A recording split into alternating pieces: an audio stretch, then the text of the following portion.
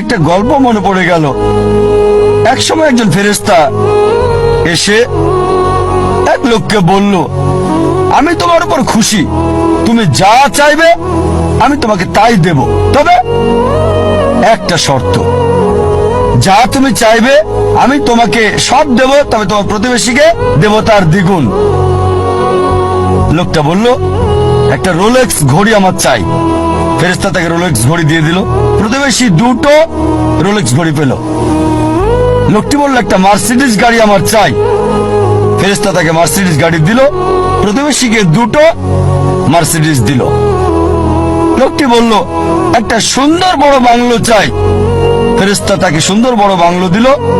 তার প্রতিবেশীকে দেওয়া হলো দুটো সুন্দর বড় বাংলো।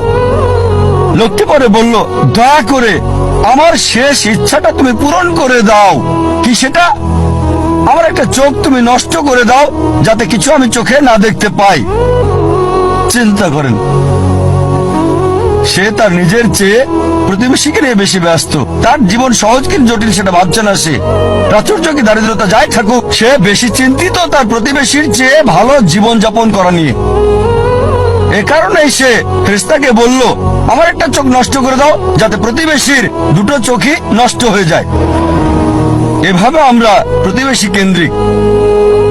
নিজে সুখী কিনা ভাবছে না, দেখতে পারবে কিনা সেটা ব্যাপার না।